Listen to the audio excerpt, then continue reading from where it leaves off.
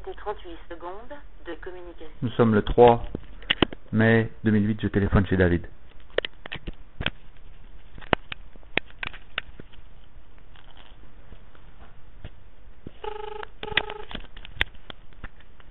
Hello. Allô Eda?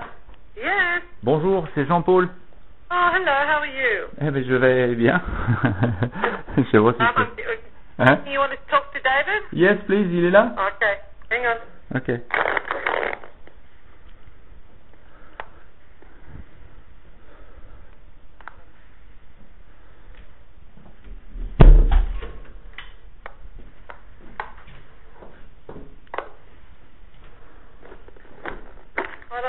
Hold on, Jean-Paul. Ok.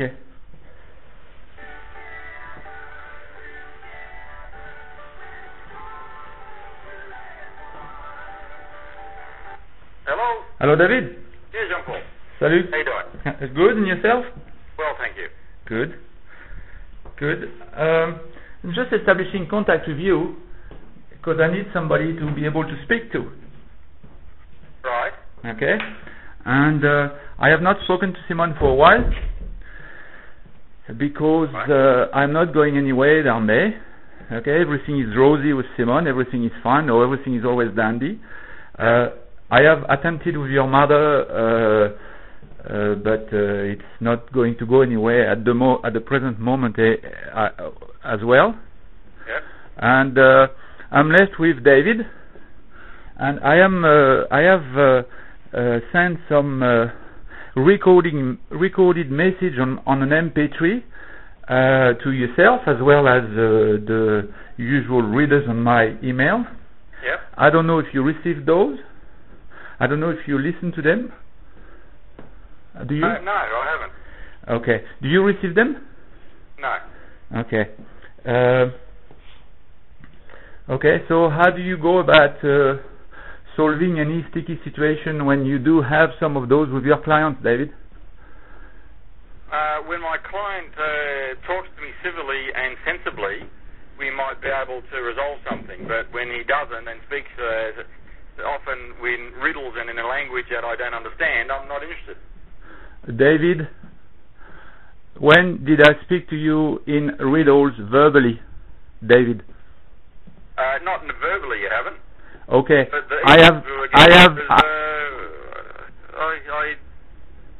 Yes, I do understand you have trouble with the writing, and I can understand that it's very easy, and it's very easy to understand, to explain also why we can, us, and when I say we, say all of us, can have more trouble with writing than with verbal expression.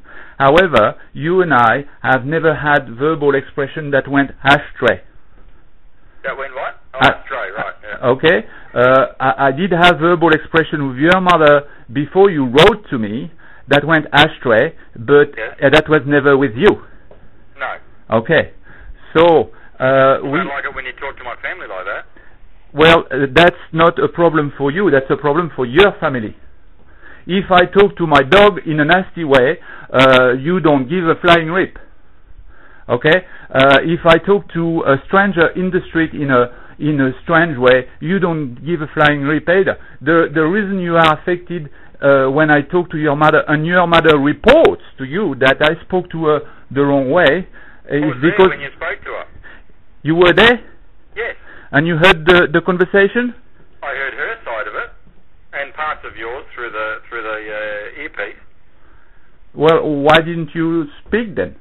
Because the conversation wasn't with me; it was with Mother. Okay, well, it was okay. So why didn't you talk to me on the phone then behind to find out what I was talking about, or what I was not, or whatever it was that? We're not interested in the subject.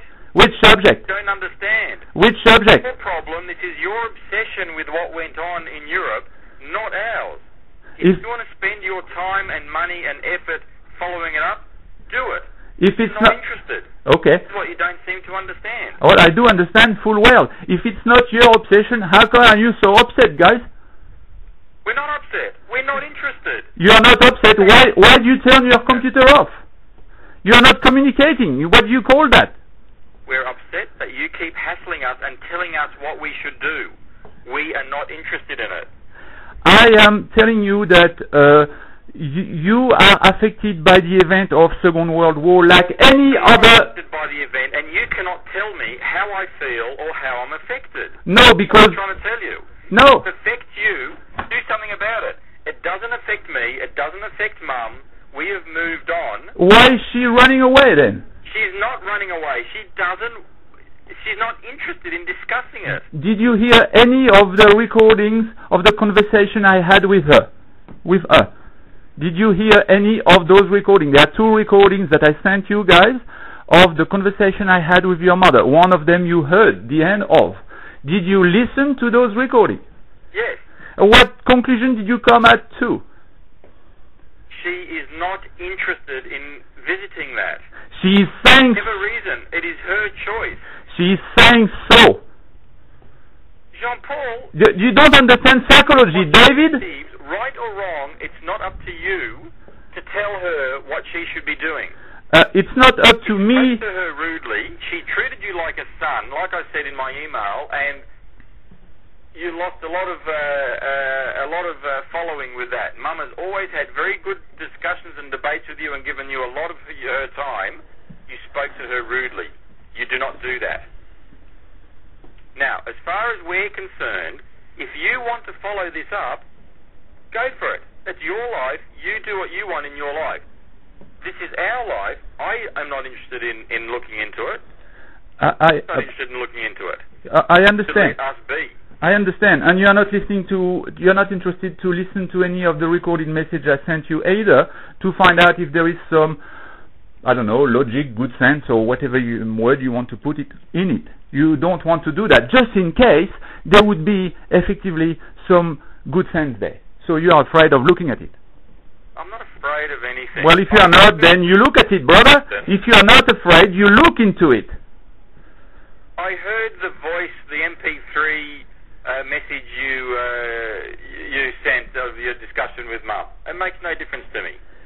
I understand that it makes no difference, and it's okay. I mean, not everybody picks it immediately.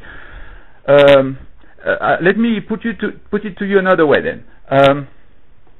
For the past 5 years, 5 years ago, I am torn out with some emotion, don't know anything about. I found out it's about my grandpa, so I put that on the table for my family up here. And the result is some people in the family act, Norbert is receiving exactly the same emails as anyone else, and he's not affected. And it's my shit, okay? Let's agree on this. This is my shit, this fact about my grandfather. Yeah. So what happened? It's my shit. And if it's my shit, that means it affects me, and me only, and no one else on planet Earth. So, right. Hang on, yeah? Yeah.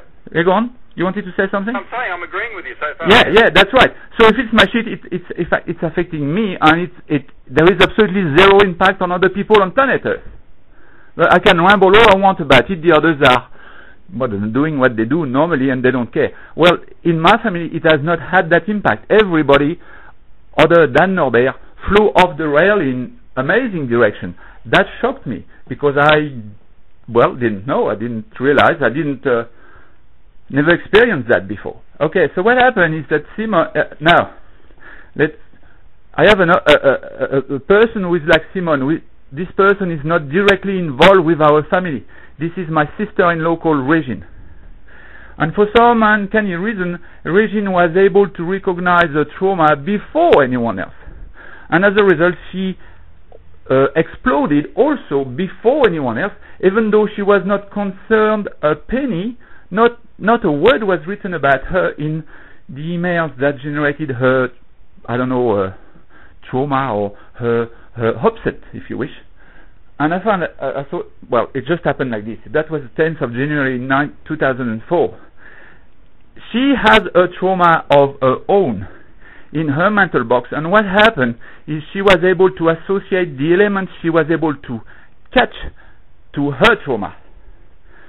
Now, what happened is Simon is in the same boat. For the past 5 years, Simon doesn't know anything about the Auschwitz business. Your mother never spoke to anyone. She told me that the 28, nobody knew about it, and even me, after 27 years in the family, I didn't know anything about the 28 people in Auschwitz of the Silag family. But what happened is that at an unconscious level, that's in the mental box of the people. And Simon started to react 5 years ago to my writing and